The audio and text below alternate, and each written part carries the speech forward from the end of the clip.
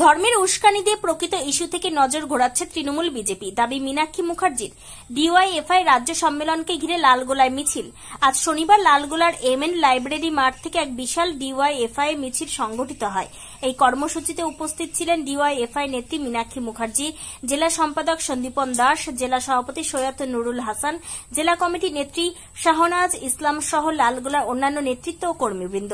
মিছিল শুরু হয় লালগোলা এমএন একাডেমি ময়দান থেকে, যেটি পাহাড়পুর মোড়, নেতাজি মোড় হয়ে ডাকবাংলা মোড়ে এসে শেষ হয়। এই মিছিল ঘিরে লালগোলার সাধারণ মানুষের মধ্যে উৎসাহ চোখে পড়ার মতো ছিল। মিছিল চলাকালীন সংবাদ মাধ্যমের সামনে বক্তব্য রাখতে গিয়ে ডিওয়াইএফআই নেত্রী মীনাক্ষী মুখার্জি কড়া ভাষায় আক্রমণ করেন রাজ্যের শাসক দল তৃণমূল কংগ্রেস ও কেন্দ্রের শাসক দল বিজেপিকে।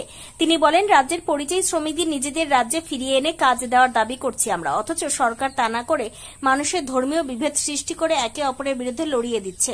তৃণমূল ও বিজেপি আসলে ভিতরে ভিতরে একসঙ্গে মিলে সাধারণ মানুষের মৌলিক সমস্যাগুলো থেকে নজর ঘোরাচ্ছে। তিনি আরো বলেন, বাম আমলে কোনো নেতা পুলিশকে এমনভাবে কথা বলেননি, কিন্তু এখন প্রশাসনের মাথায় উঠে গেছেন তৃণমূল নেতারা। অনুব্রত মণ্ডলের ভূমিকা তো সবাই দেখেছে। এই মিছিলে আগামী 21 থেকে 23 জুন ডিওয়াইএফআই এর 20তম রাজ্য সম্মেলনের প্রস্তুতির কথাও জানানো হয়। মীনাক্ষী মুখার্জি বলেন, এই সম্মেলন শুধু রাজনৈতিক দিক থেকে নয়, সমাজে ন্যায় ও গণতন্ত্র পুনঃপ্রতিষ্ঠার লড়াই এক বড় পদক্ষেপ হবে। তিনি বিজেপিকেও কটাক্ষ করে বলেন, সাম্প্রদায়িক বিষয়ে বিজেপির মাথায় এখন ছাতা ধরেছে, কিন্তু বাংলার মাটি ধর্মের নামে বিভাজন মানে না। আমরা মানুষের অধিকারের জন্য, কাজের জন্য, শিক্ষা স্বাস্থ্যের জন্য লড়াই চালিয়ে যাব। মীনাক্ষী মুখার্জি বলেন, এই সম্মেলন শুধু রাজনৈতিক দিক থেকে নয়, সমাজে ন্যায় ও গণতন্ত্র পুনঃপ্রতিষ্ঠার লড়াইয়ে এক বড় পদক্ষেপ হবে। তিনি বিজেপিকেও কটাক্ষ করে বলেন, সাম্প্রদায়িক বিষয়ে বিজেপির মাথায় এখন ছাতা ধরেছে, কিন্তু বাংলার মাটি ধর্মের নামে বিভাজন মানে না। আমরা মানুষের অধিকারের জন্য, কাজের জন্য, শিক্ষা স্বাস্থ্যের জন্য লড়াই চালিয়ে যাব।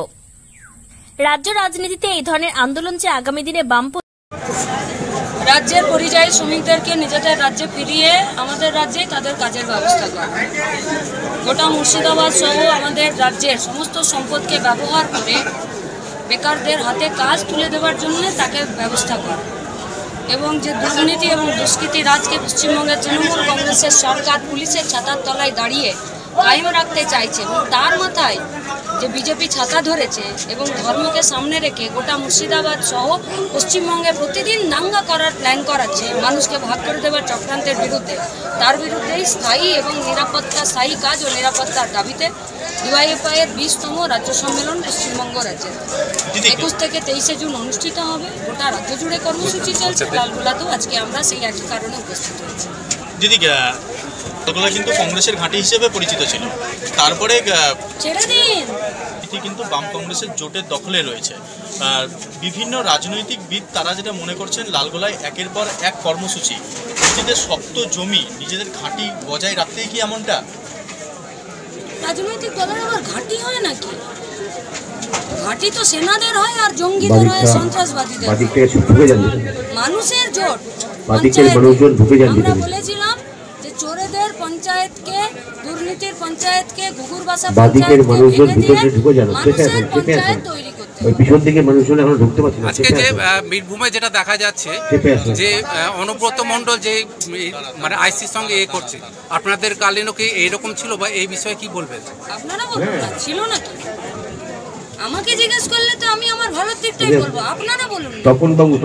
তপন সামন্ত 7টার মধ্যে আমি ঢুকে যাব, তাণ্ডবলীলা খেলে দেব, ভয়ঙ্কর খেলে দেব, আর যারা মেরেছে তাদের গ্রেপ্তার করুন, কোনো কাহিনী শুনবো না।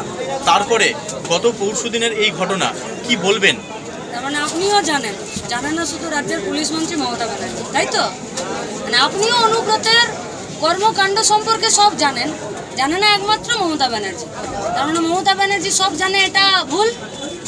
তাহলে মমতা ব্যানার্জি যেটা জানতে হয় সেটা জানে, যেটা জানার দরকার নাই, যেটা তার সুবিধার জন্য নয়, সেটা তিনি জানেন না। আসলে এই অনুব্রতরা হচ্ছে তৃণমূলের নেতা। এই অনুব্রতকেই তো তৃণমূল বলেছিল যে বীরের সম্মানে ফিরিয়ে নিয়ে আসবে, তাই তো?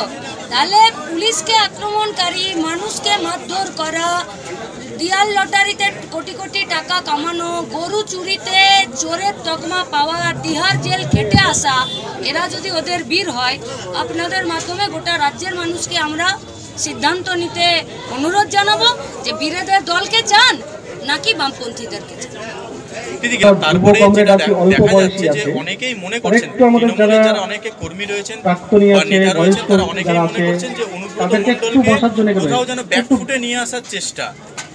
একটু তাদের বসার ব্যবস্থা করে দিবেন। আমরা যারা যুব আছি কমরেড, একটু বয়স্কদের বসার ব্যবস্থা করে দেব। গ্রামের 100 দিনের কাজের কি লাভ? গরু চুরি, বালি চুরি, মাটি চুরিতে তার সঞ্চালক সৌগত রায় মঞ্চে আসবেন। অনুব্রত ফ্রন্ট ফুটে গেল না ব্যাক ফুটে গেল? এই অনুষ্ঠান থেকে সঞ্চালক সৌগত রায় মঞ্চে আসবেন। সেই ব্যাক ফুটে যাওয়া রাজ্যটাকে কি করে আবার ফ্রন্ট ফুটে আনানো যায়, তার জন্য ডিওয়াইএফআই সমেত বামপন্থীরা জানকবুল লড়াই করছে রাস্তায় দাঁড়িয়ে থেকে। আপনাদের মাধ্যমে সঞ্চালক সৌগত রায়, এই অনুষ্ঠান মানে সঞ্চালক সৌগত রায়, আপনি মঞ্চে আসবেন।